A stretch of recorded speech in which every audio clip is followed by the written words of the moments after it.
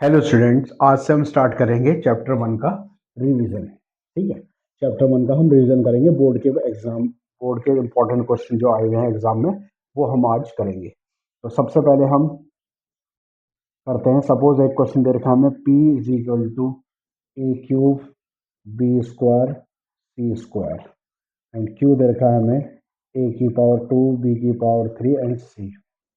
Question में क्या पूछा गया? Find HCF and LCM of p Q.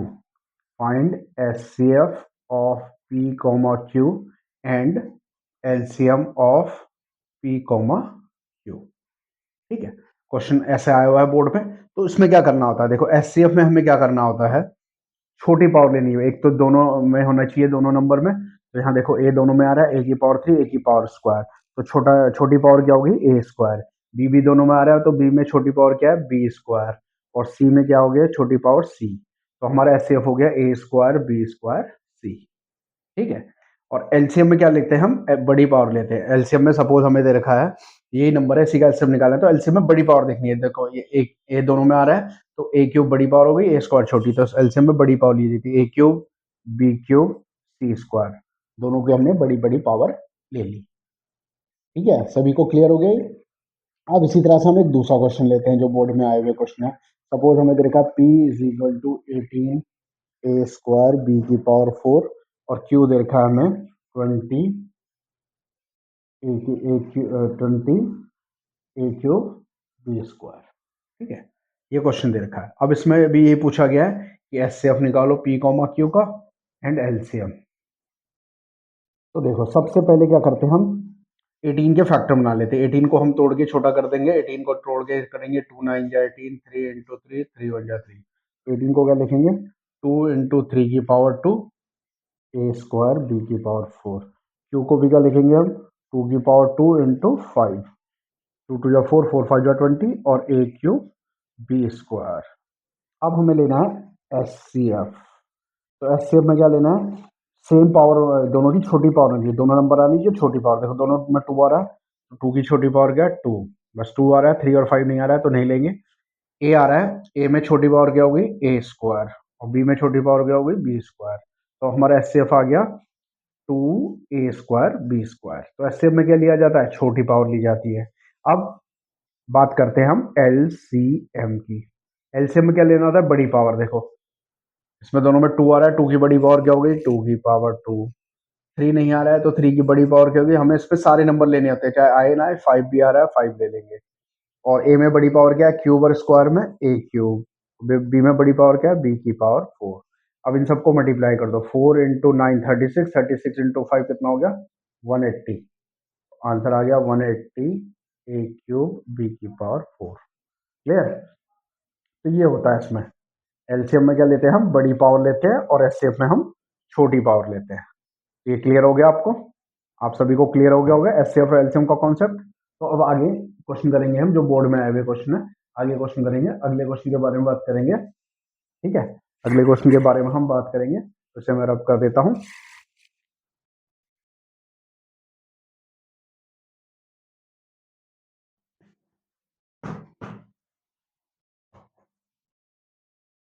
अब हमारे पास अगला क्वेश्चन है, थर्ड क्वेश्चन ले लेते हैं हम। तो अब हम क्या कर रहे हैं? रिवीजन कर रहे हैं जो इंपॉर्टेंट क्वेश्चन है, बुक के हों या कहीं के भी हों। इंपॉर्टेंट क्वेश्चन जो बोर्ड में आया था। देखो हमें क्या दे रखा है? दो नंबर का HCF of two number, HCF of two numbers 65 and 104 is 13। HCF क्या दे रखा है? 13 दे रखा है। और एलसीएम 40x। एलसीएम क्या दे रखा है? 40x। फाइंड एक्स के लिए निकाल दिया। तो क्वेश्चन क्या है हमारे पास? HCF of two number 65 and 104 कितना दे रखा? 13। और एलसीएम दे रखा 48, एक्स निकालना है। तो हमारे पास फॉर्मूला हमें पता ही है, we know that HCF multiply LCM equal to product of two numbers. तो एचसीएफ कितना है हमारे पास? 13। एलसीएम कितना है? 40x। और दो नंबर क्या है ये? ए और बी। 65 इंटू 104। अब हमें से सिंप्लीफाई करके एक्स के लिए निकालनी है। तो एक्स को हम ही छोड़ते हैं, कोई भी चीज मल्टीप्लाई में होती है कहाँ जाती है? डिवाइडिंग में। तो 65 इंटू 104 अपॉन 13 इंटू 40। 13 से काटेंगे, 13 5 जा 65, 5 से काटेंगे, 5 8 जा 40, 8 से काटेंगे, 8 1 जा 8 और 8 6 जा 8 से काटेंगे, 5 8 जा 40, 8 1 जा 8 और 8 6 जा 8 4 जा 8 3 जा 24, 8 1 जा 8 और 8 3 जा 24। तो एक्स की वैल्यू क्या आ गई हमारे पास 13, एक्स की वैल्यू क्या आ गई हमारे पास 13। ठीक है, 13 से काटा 13 5 जा 65, 5 से काटा 5 8 जा 40, 8 से काटा 8 1 जा 8। तो एक्स की वैल्यू क्या आ गई हमारे पास 13। क्लियर, एक्स की वैल्यू आ गई हमारे पास 13। आपको क्लियर हो गई होगी। अब हम बात करते हैं नेक्स्ट क्वेश्चन की। ये फॉर्मूला हमारे पास है HCF into LCM is equal to product of two numbers. ठीक है, क्लियर हो गया। तो अब अगला क्वेश्चन के बारे में बात करते हैं। तो हम सिर्फ इंपॉर्टेंट क्वेश्चन ही डिस्कस कर रहे हैं जो जो बोर्ड में आए हुए हैं और इंपॉर्टेंट क्वेश्चन है। अब हमारा है next fourth question. Fourth question में क्या है, चेक 6 की power n and with 0 for any natural number and with 0 for any number for any real number. यानी कि हमें चेक करना है कि अगर मैं n की वैल्यू कुछ भी डालूं, 1 डालूं, 2 डालूं, 3 डालूं, -1 डालूं या कुछ भी डालूं, तो क्या इसके एंड में यानी यूनिट एंड मतलब हो गया यूनिट डिजिट में 0 आ सकता है क्या, हमें चेक करना है। तो अगर देखो इफ ये कंडीशन होती है इफ 6 की पावर n किसी भी नंबर के 6 की पावर हो चाहे कोई सा भी नंबर 6 की power n and with 0 and with 0 and with 0 का मतलब है जिसके लास्ट में जैसे 10 20 3 2 4 5 0 यानी जिसके एंड में 0 है। तो क्या 6 की पावर n में n की कोई सी भी वैल्यू लाने पे एंड में 0 आ सकता है, तो वो हमें चेक करना है। इफ 6 की power n and with 0 it must be 2 and 5 as a common factor, 2 and 5 as a common factor। यानी किसी भी नंबर के एंड में 0 आता है, चाहे वो 20 हो चाहे 30 हो चाहे जिसके भी एंड में 0 होता है, उसका कॉमन फैक्टर 2 और 5 जरूर होता है। ठीक है, बट 6 की power n has 2 and 3 as a common factor, 2 and 3 as a common factor 2 and 3 क्या है कॉमन फैक्टर। होने क्या चाहिए 2 और 5 होनी चाहिए, लेकिन 6 की पावर n में जा रहा है 2 और 3 आ रहा है, तो उसके एंड में कभी भी 0 नहीं आ सकता। n की वैल्यू में चाहे कुछ भी डालूं, जैसे 1 डालूंगा तो 6 आएगा, 2 डालूंगा तो 36 आएगा, 3 डालूंगा तो क्या आएगा 216। एंड में हमेशा 6 आता रहेगा, 0 कभी नहीं आएगा। 0 आने के लिए उसका कॉमन फैक्टर 2 और 5 होना चाहिए एज अ कॉमन फैक्टर, लेकिन उसके कॉमन फैक्टर 2 और 5 नहीं है। अकेले 2 से बात नहीं बनने की, अकेले 5 से बात नहीं बनने की, कम से कम एक 2 और एक 5 होना जरूरी है। लेकिन 6 की पावर n के क्या है 2 and 3 as a common factor है, देयरफॉर 6 की power n never end with 0, never end with 0, कभी भी एंड में 0 नहीं आएगा। तो ये क्वेश्चन हमारे 2 मार्क्स में आ जाता है। या लास्ट ईयर एमसीक्यू में आया है कि 6 की पावर n एंड विद 0 के लिए क्या कंडीशन हो सकती है। ठीक है, तो किसी भी नंबर के एंड में अगर 0 कब आता है, जब उसका कॉमन फैक्टर 2 और 5 होता है। ठीक है, तो इसमें नहीं आ सकता कभी। एनसीईआरटी के फर्स्ट एक्सरसाइज में ऐसे क्वेश्चन है 6 की पावर n भी हो सकता है, 4 की पावर n भी हो सकता है, 12 की पावर n भी हो सकता है। तो किसी के भी एंड में 0 होने के लिए 2 और 5 उसका कॉमन फैक्टर होना जरूरी है, तभी हो सकता है, अदरवाइज नहीं होगा। तो इस टाइप के क्वेश्चनों में हमेशा नो आता है, तो ये कभी भी 0 नहीं आ सकता इसके एंड में, चाहे n की वैल्यू हम कुछ भी डालें। क्लियर। अब बात करते हैं हम नेक्स्ट क्वेश्चन की, क्वेश्चन नंबर 5।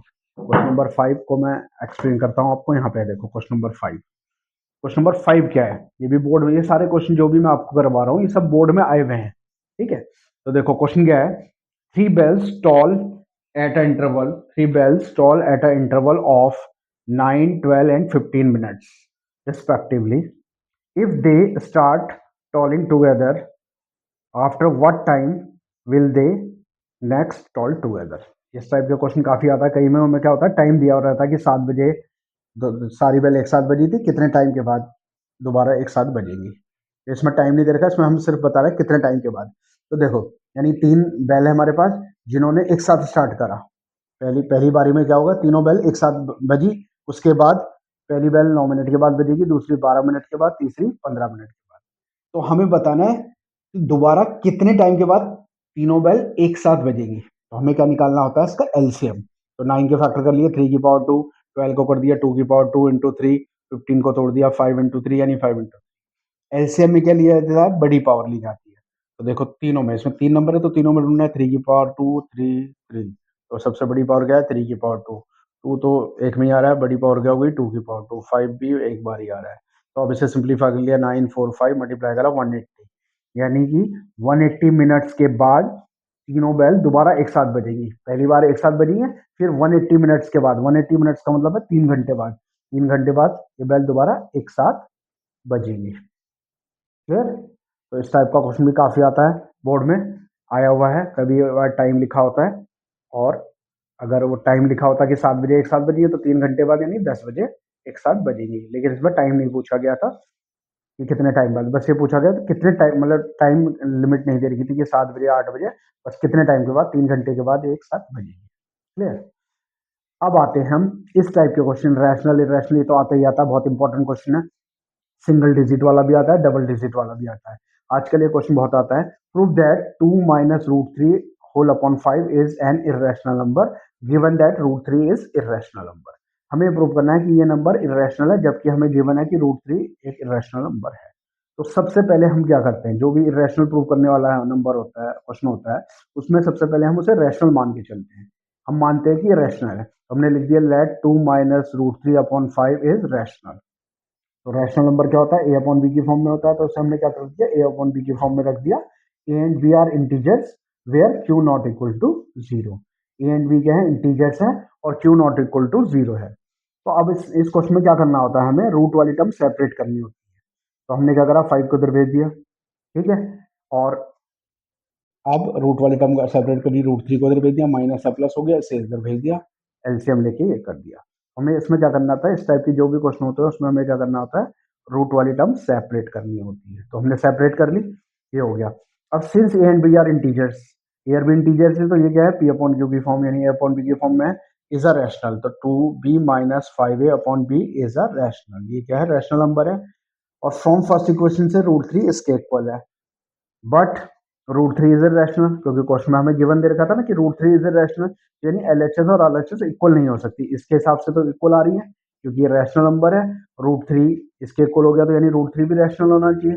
लेकिन हमें क्या बता रखा है, रूट 3 इरेशनल है, तो LHS not equal to RHS. Rational और इरेशनल कभी इक्वल नहीं हो सकते। So our supposition is wrong, wrong लिख लो या फॉल्स लिख लो, एक ही बात है। रॉन्ग भी लिख सकते हैं और फॉल्स भी लिख सकते हैं, रॉन्ग लिखो या फॉल्स लिखो, एक ही बात है, ठीक है। अब कौन सी फॉल्स है स्टेटमेंट कि हमने इसे रैशनल माना था, वो वाली स्टेटमेंट रॉन्ग है, या फॉल्स भी लिख सकते हैं हम इसे, ठीक है। तो अवर अजम्पशन इज फॉल्स, अजम्पशन क्या है हमारी, कि हमें जो रैशनल माना था। तो hence 2 minus root 3 upon 5 is an irrational number, इसलिए क्या हो गया, रूट 3 अपॉन 5 इरेशनल नंबर हो गया। क्लियर? तो एक क्वेश्चन और करके दिखाता हूं मैं आपको, इसमें डबल डिजिट में। सपोज क्वेश्चन क्या दे रखा है हमें, 3 minus root 5 is irrational, prove that करना है हमें। प्रूव दैट क्वेश्चन लिख देता हूं मैं, देखो यहाँ पे क्या question, prove that, question number, एक और क्वेश्चन समझा रहा हूं मैं आपको। प्रूव दैट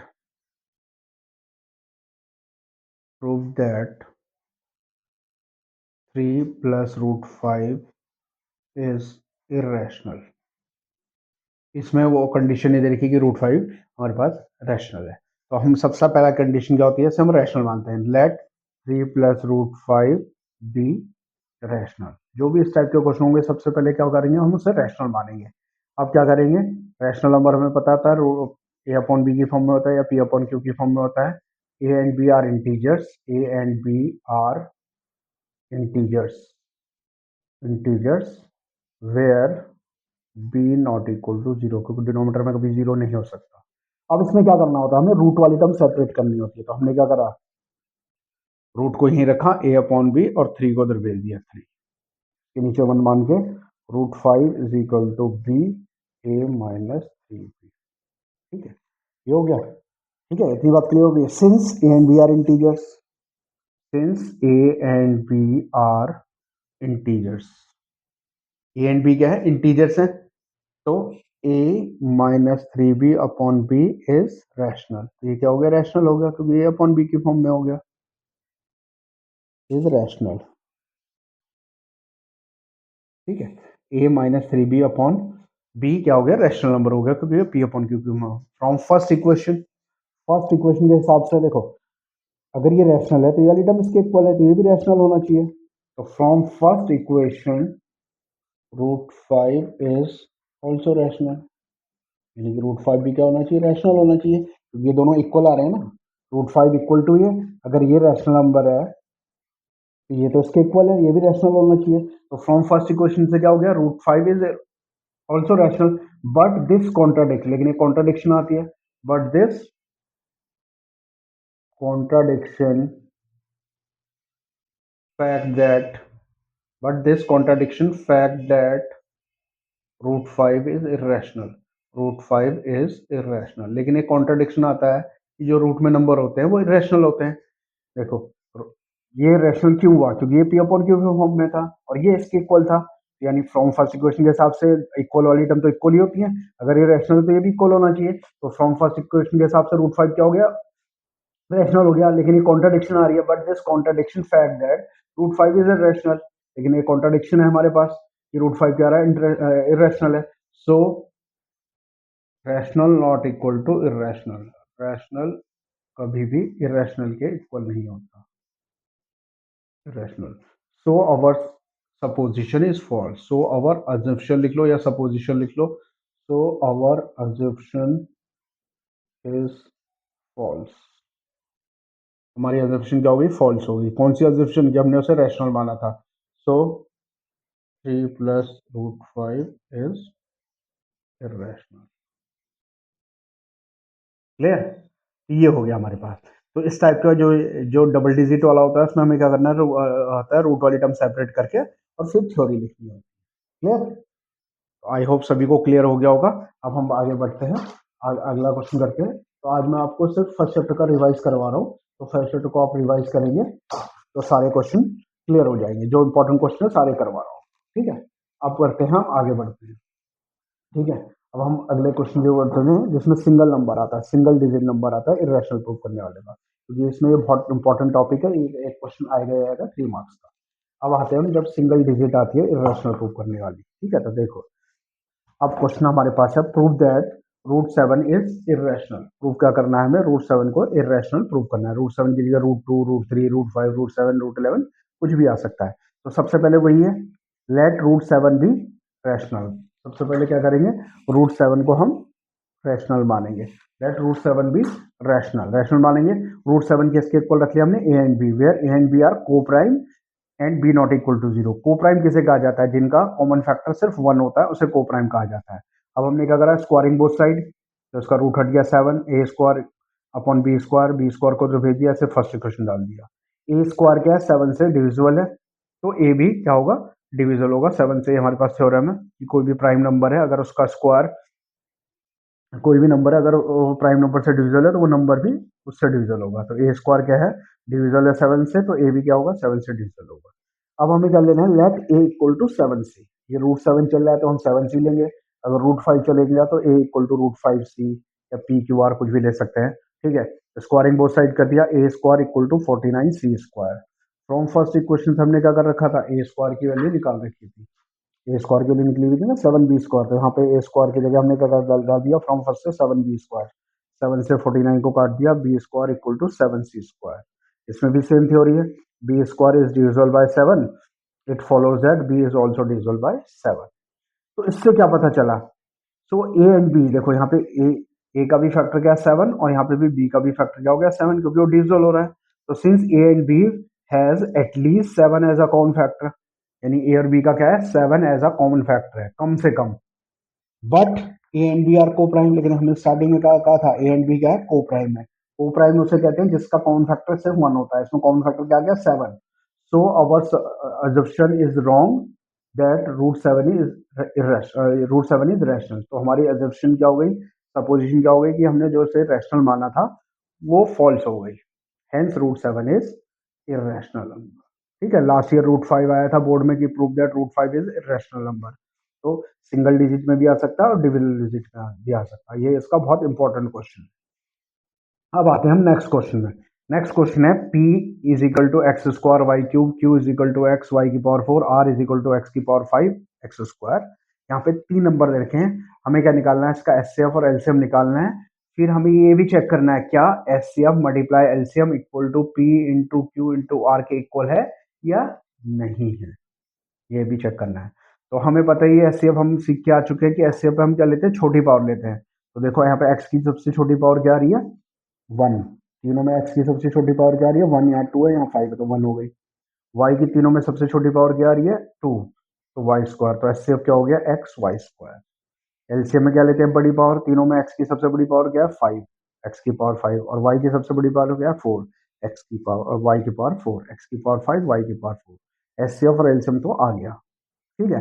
अब हमें चेक करना है क्या LCM multiply HCF equal to a p into q into r, तीनों के नंबरों के प्रोडक्ट के इक्वल है। तो एचसीएफ था हमारे पास एक्स वाई स्क्वायर, एलसीएम था एक्स की पावर 5 वाई की पावर 4, बेस से मैं पावर ऐड कर दी, एक्स की पावर 6 वाई की पावर 6, ये 4 है, 4 प्लस 2 6 हो गई, ठीक है। तो हमारी लेफ्ट हैंड साइड तो आ गई, एक्स की पावर 6 वाई की पावर 6। अब p into q into r, p की वैल्यू डाल दी, क्यू की वैल्यू डाल दी, आर की वैल्यू डाल दी। तो एक्स की पावर कितनी होगी, 2 3 और 5 8, वाई की पावर 3 और 4 7 और 2 9। तो ये क्या दोनों इक्वल है, नहीं आ रहे इक्वल। तो LCM multiply HCF not equal to p into q into r. ये जो फॉर्मूला होता है, इससे 2 नंबर के होता है, LCM into HCF equal to product of 2 numbers, 3 number के प्रोडक्ट के इक्वल नहीं होता कभी, ठीक है। ये भी बोर्ड में आया हुआ क्वेश्चन है, 2 मार्क्स में। अब आते हैं नेक्स्ट। नेक्स्ट क्वेश्चन आया है ये बुक में भी हमारे पास, कंपोजिट नंबर। देखो प्राइम नंबर और कंपोजिट नंबर को में बच्चों को बहुत कंफ्यूजन रहती है। प्राइम नंबर उसे कहते हैं जिस नंबर के सिर्फ 2 ही फैक्टर होते हैं, एक 1 और एक इटसेल्फ। और कंपोजिट नंबर उसे कहते हैं जिसके 2 से ज्यादा फैक्टर होते हैं, 2 से ज्यादा चाहे 3 हो, चाहे 4 हो, चाहे 5 हो। तो हमें यहाँ पे 2 पार्ट है, हमें चेक करना है क्या ये एक्सप्रेशन जो है ये कंपोजिट नंबर है या नहीं है, तो चेक करनी है। तो देखो यहाँ पे ये दे रखा था, हमने कॉमन ले लिया, क्या इन दोनों में क्या, देखो प्लस का साइन है तो हमने कॉमन ले लिया 7। तो 7 कॉमन लेने के बाद 3 मल्टीप्लाई 5 मल्टीप्लाई 23 प्लस ये बच गया, इन्हें हमने मल्टीप्लाई कर दिया, ये हो गया। तो 7 मल्टीप्लाई 631 इंटू 1। देखो 1 सभी नंबर का फैक्टर होता है, इसलिए ये 2 नंबर तो आ रहे थे, 1 तो हर जगह होता ही है, तो 1 लिख दिया। Yes it is a composite number because it has more than 2 factors. एक 7 हो गया, एक 631 हो गया और एक 1 हो गया, हो गया ना 3 फैक्टर। 1 सभी का फैक्टर होता है। अब सेकंड पार्ट में भी ऐसे चेक करना है, 29 इंटू 35 इंटू 7, 7 कॉमन ले लिया, 7 5 जा 35, 7 2 जा 14 मल्टीप्लाई कर लिया, 7 मल्टीप्लाई 147 इंटू 1। यहाँ पे भी देखो 3 फैक्टर हो गए ना, एक 7 हो गया, एक 147 हो गया, एक 1 हो गया। Yes it is a composite number because it has more than 2 factors, ठीक है। अब अगला क्वेश्चन ये एमसीक्यू में आ जाता है, what is the sum of the exponent of prime factorization of 196। 196 के प्राइम फैक्टराइजेशन में उनकी पावर का सम बताना है। तो सबसे पहले हमने 196 के फैक्टर बना लिए, तो यहाँ क्या हो गए, 2 की पावर 2, 7 की पावर 2। तो क्या कहा है उसने, उसकी एक्सपोनेंट, एक्सपोनेंट किसे कहा जाता है, पावर का सम। तो 2 और 2, 2 प्लस 2 क्या हो गया 4, तो इसका पावर का सम क्या आ गया 4, क्लियर। अब आता है नेक्स्ट क्वेश्चन, ये भी बोर्ड में आया हुआ क्वेश्चन है कि 2 brands of chocolate are available in pack of 24 and 15 respectively. If I need to buy equal number of chocolates of both kind, what is least number of boxes of each kind I would need to buy। तो देखो मैं क्या कर रहा हूँ, 2 तरह के chocolate packet खरीद रहा हूँ, एक में 24 है, एक में 25 है। तो मुझे कितने नंबर ऑफ पैकेट्स खरीदने पड़ेंगे दोनों तरह के चॉकलेट को कि मैं क्या कर सकूं, इक्वल नंबर ऑफ चॉकलेट्स और इक्वल नंबर ऑफ चॉकलेट, दोनों तरह की इक्वल नंबर ऑफ चॉकलेट खरीद सकूं। लेकिन एक पैकेट में ज्यादा है, एक में कम है, तो इक्वल नंबर ऑफ पैकेट्स खरीदने पड़ेंगे जिससे कि नंबर ऑफ चॉकलेट सेम हो जाए। तो उसके लिए क्या करना पड़ेगा, हमें पहले एचसीएफ निकालना पड़ेगा। तो 24 के फैक्टर कर दिया, 2 की पावर 3 इंटू 3, 15 के 5 इंटू 3, तो एचसीएफ क्या हो गया 3। एचसीएफ दोनों में सेम क्या है 3, यानी पहली जो बॉक्स के चॉकलेट है उसके कितने पैकेट खरीदने पड़ेंगे, 8 पैकेट खरीदने पड़ेंगे। दूसरे वाले के कितने खरीदने पड़ेंगे, 5 खरीदने पड़ेंगे, ठीक है। क्लियर हो गया, ठीक है। तो पहले टाइप के कितने पहले टाइप के चॉकलेट के कितने बॉक्स खरीदने पड़ेंगे? 8। दूसरे टाइप के चॉकलेट के कितने बॉक्स खरीदने पड़ेंगे? 5। ठीक है। अगर टोटल पूछा तो 5+8+5 क्या हो जाएगा? 13। क्लियर? तो इस टाइप के क्वेश्चन ये सारे बोर्ड में आए हुए क्वेश्चन है। अब मैं आपको एक क्वेश्चन और कराता हूँ। ठीक है, तो आपको अगला क्वेश्चन मैं करा रहा हूँ। इसमें हमें देखा फाइंड द लार्जेस्ट नंबर। देखो, find the largest number which divides. देखो क्या क्वेश्चन, ये भी बोर्ड में आया हुआ क्वेश्चन है। Find the largest number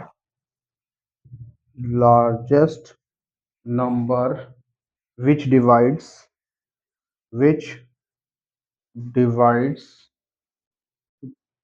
320 and 457, leaving remainder leaving remainder 5 and 7 respectively। ठीक है, इस टाइप का क्वेश्चन भी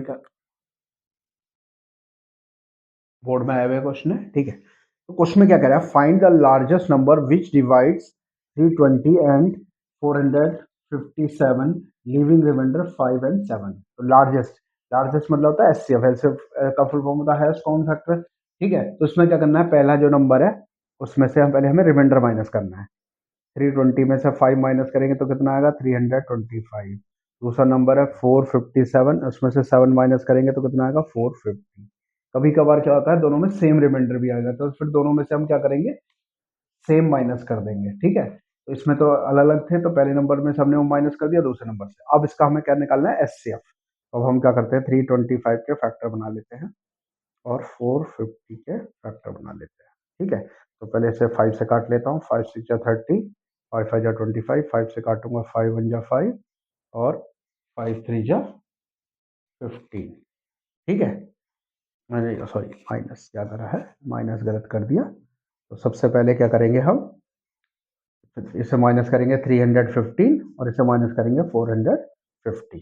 माइनस गलत कर दिया था, प्लस कर दिया उसकी जगह। देखो, तो सबसे पहले हम जो रिमाइंडर दे रखा है उसे माइनस करेंगे। तो अब इसमें हम पहले 5 से काटेंगे। 5 6 जा 30, 5 3 जा 15, 3 से काटेंगे 3 2 जा 6, 3 1 जा 3, 3 7 जा 21, 7। ठीक है, और यहाँ इसे 3 से काट लेते हैं। 3 1 जा 3, 3 5 जा 15, 0, 3 5 जा 15, 0, 5 से काटो 5 10 जा 5 2 जा और ये 2। तो अब हमें क्या निकालना है? इसका एचसीएफ। तो क्या क्या कॉमन है देखो इसमें।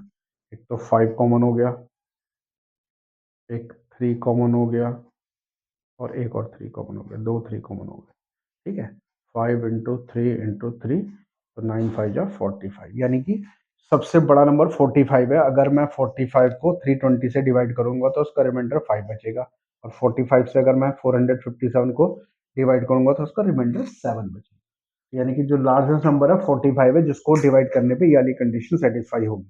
ठीक है, तो इस टाइप के बहुत सारे क्वेश्चन है जिसमें हमें क्या दिया होगा? रिमाइंडर दिया होगा, उसे हमें वो करना है कि बताना है कि रिमाइंडर माइनस करके फिर एचसीएफ निकालना है। लार्जेस्ट किसको रिप्रेजेंट करता है? एचसीएफ को रिप्रेजेंट करता है। ठीक है, लार्जेस्ट स्मॉलेस्ट, स्मॉलेस्ट हमारा एलसीएम को रिप्रेजेंट करता है। ठीक है, तो ये हमने फर्स्ट चैप्टर को पूरी तरह से रिवाइज कर लिया है। तो इसमें आप फर्स्ट चैप्टर को पूरे अच्छे ढंग से रिवाइज कर लेंगे और बेसिक कॉन्सेप्ट को क्लियर करेंगे। इसमें रैशनल, इरेशनल, एचसीएफ निकालना, कंपोजिट नंबर, ठीक है, प्राइम नंबर के बारे में पता होना चाहिए। HCF of two prime number क्या होता है? हमेशा 1 होता है। ठीक है, ये इस टाइप का भी क्वेश्चन बोर्ड में आया कि what is the HCF of smallest prime number and smallest composite number. ठीक है, इस टाइप के ऐसे तो क्वेश्चन बहुत सारे आए हैं, लेकिन आपको मैंने जो मेन क्वेश्चन है जिनका कॉन्सेप्ट बन सकता है वो बनाया जाएगा। तो HCF of smallest prime number, smallest prime number कौन सा होता है? स्मॉलेस्ट प्राइम नंबर होता है 2। ठीक है, और स्मॉलेस्ट कंपोजिट नंबर क्या होता है? 4। कंपोजिट नंबर क्या होता है? 4। अब इसका एचसीएफ अगर निकालेंगे तो एचसीएफ क्या होगा इसका? 2, और एलसीएम क्या हो जाएगा? 4। ठीक है, तो इसका ये भी बोर्ड में आया हुआ है एमसीक्यू में कि हमें एचसीएफ बताना है। स्मॉलेस्ट प्राइम नंबर 2 हो गया, स्मॉलेस्ट कंपोजिट नंबर 4 हो गया, एचसीएफ 2 आ गया, एलसीएम 4 हो गया। इसी तरह से LCM of two prime numbers, prime number का एचसीएफ हमेशा क्या होता है? 1 होता है। जीरो का भी एचसीएफ नहीं हो सकता, क्योंकि प्राइम नंबर पे क्या होता है? दो ही फैक्टर होते हैं, 1 और एक इटसेल्फ। तो 1 उसका प्राइम 1 और उसका एचसीएफ हो जाएगा। ठीक है, और एलसीएम का निकलेगा दो प्राइम नंबर का, उनका प्रोडक्ट। अगर पी और क्यू प्राइम नंबर है तो उनका एचसीएफ तो 1 हो गया, एलसीएम क्या हो जाएगा? P Q. मल्टीप्लाई कर देंगे उन्हें। ठीक है, तो इस टाइप के क्वेश्चन आ रखे हैं। तो आज हमने फर्स्ट चैप्टर रिवाइज करा है, तो आप फर्स्ट चैप्टर को अच्छे ढंग से रिवाइज कर लेंगे, एनसीईआरटी के सारे क्वेश्चन कर लेंगे। बाकी इस टाइप के क्वेश्चन मैंने करा रखे हैं, इसकी आप प्रैक्टिस कर लेंगे, तो आपका फर्स्ट चैप्टर बिल्कुल क्लियर होगा। फिर कल हम सेकेंड चैप्टर रिवाइज करेंगे। Okay, thank you.